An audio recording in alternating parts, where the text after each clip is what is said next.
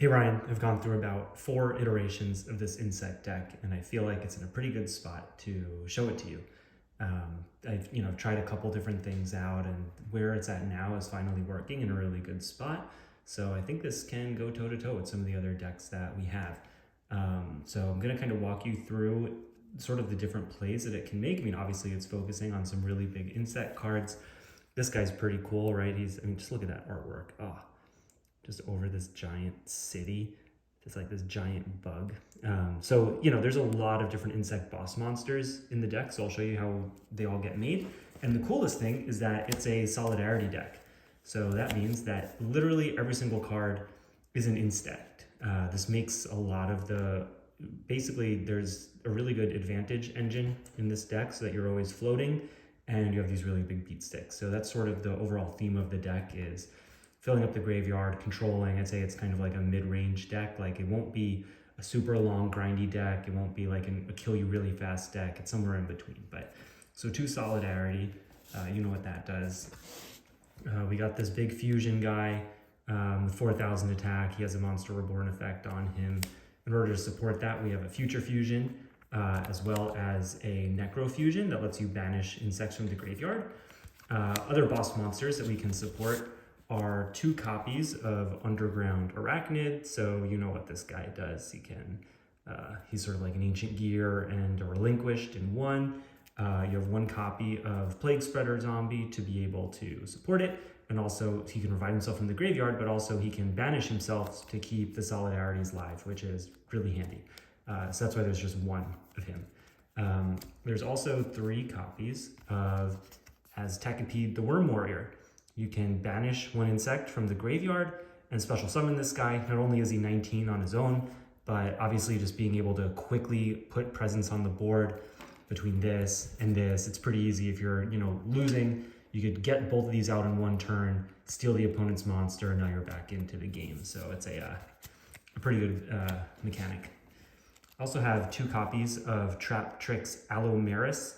Basically what this thing is, it's unaffected by trap cards when it has materials, and you can either detach 2 to just reborn a level 4 insect, or if you play like a trap hole or some sort of trap effect, or I guess any card effect, to send an opponent's monster to the graveyard or banish it. So like if you mirror force it, or if you play layer wire or something, you can just attach a material and then you special summon it to your side of the field.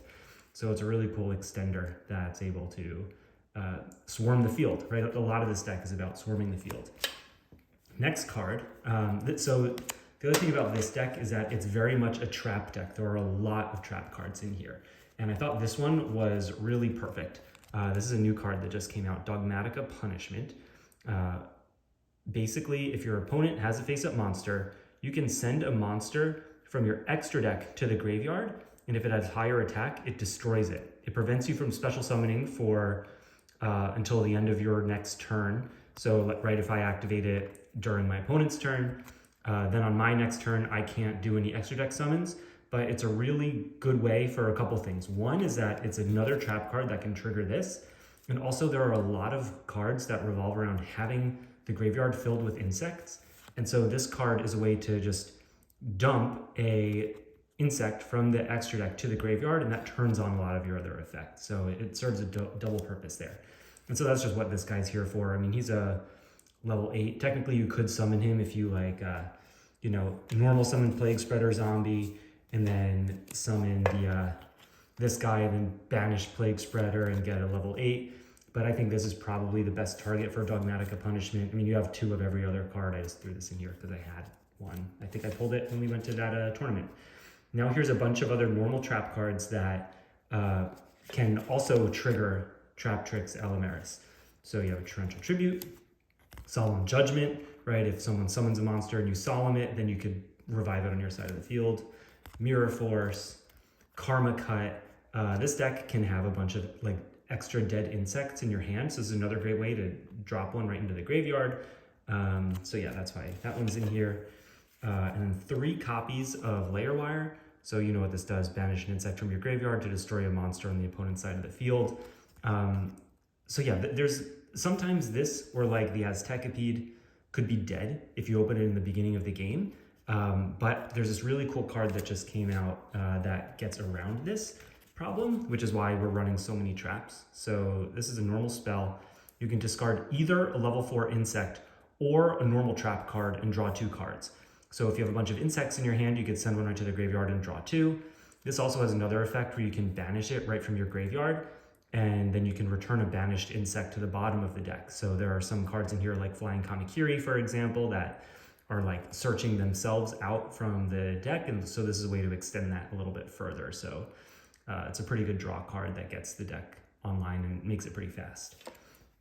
Next, this is your second advantage engine in the deck, Verdant Sanctuary. Cool thing is if you have like multiple of these on the field at once, and you normal summon a monster and it dies, you would get multiple searches.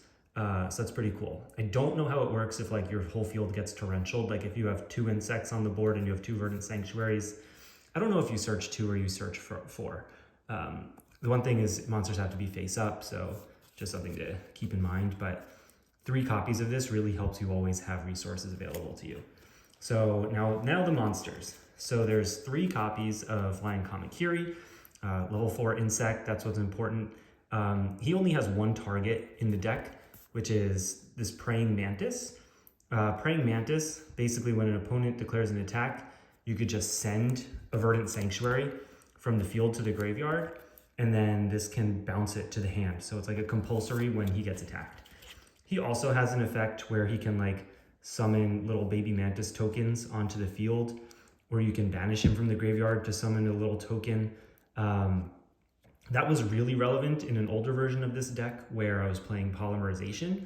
There were different ways where you could just wind up with like 4 insects on the field very quickly. And so this would have been a way to just get another one to play Polymerization to summon out that big 4,000 attack guy. That's not in the deck anymore, but I still feel like it's good to at least have some other target that Flying Kamakiri can bring out. So a wind insect, this is really like one of the only other ones that met the criteria. The other searcher, so Flying Kamakiri is one searcher. The other one is Traptrix Mantis. Basically think of this as just like a gadget. It's 1500 attack. When it's summoned, you can add a Traptrix monster from your deck to your hand. So it just searches itself, basically. So you normal summon it, you get another one. If this dies, you could add another insect to the hand, like Flying Kamakiri or something like that. It does have some other ability where you can like return a set trap to your hand and then set another card from your hand. So like, if you feel like the opponent has a read on what you have, you can sort of recycle it and try to psych them out. But really, it's just the fact that you get to +1 on summon. There's also this level 4 insect, Retaliating Sea. When it is sent from the field to the graveyard, you can add an earth insect monster with 1500 or less attack from your deck to your hand. So that can just search a copy of this guy, for example, or some of the other cards that are about to come. He has some other effect where, like, let's say the opponent plays Monster Reborn or Future Fusion, you can special summon this onto the field, and then any monster would be banished from that point on. I guess it's kind of cool, but really it's just like another floater. So when it gets into the graveyard, you get a search, just kind of cool. There's also 2 copies of Mimicking Man-Eating Bug. So I've really been testing this deck against your fire deck, which I'll profile for you pretty soon. I don't have all the cards for it yet. But not only is it regular Man-Eater Bug, but it also gains the attack of the monster that it kills, and then it can't be destroyed by the card effects of monsters with the same type. It also just can't be destroyed by battle, period. So it's like a better Marshmallow. And so against the fire deck, which has the ice hand and the fire hand, this thing just like prevents those from working anymore. They can't run it over by battle. This can like pop a hand, it gains the hand's effect, and then the hand can't pop it back, and it winds up getting up to like 2000 attack.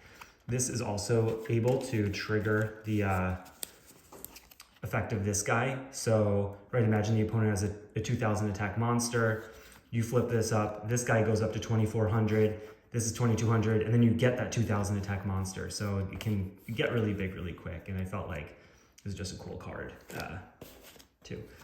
But we didn't get rid of all the classics, so we still have a copy of Crosssword Beetle. Since there's always like field presence, this effect can trigger pretty often where it gives everything piercing. When you imagine that everything has 800 plus attack because of solidarity, like that's really scary. Similarly, there's also a copy of Spider. I mean, this thing is really good. You can just select any level 4 insect monster from the graveyard and special summon it, and it could go right in attack mode, and then it can attack as well. So I really love this card, and it can be searched by Retaliating Sea. So it's really cool. So there's one of each of those. Now there's 4 cards at the end that are just sort of what they are, right? There's some spell and trap removal. There's a Starlight Road, right? If you have a bunch of trap cards, this is a good way just to protect them if the opponent plays a Heavy Storm or something like that. I don't know if I love this because it does bring out a Stardust Dragon, which on one hand is cool, but on the other hand, that could turn off Solidarity, so I don't know. And then this, I don't know, maybe we'll just put in like a Dark Hole or something like that, but that's what I'm thinking about right now. Yeah, the deck's really fast, it's consistent, and it can get out some really good monsters really quickly, so hope you like it. Let me know if you have any thoughts.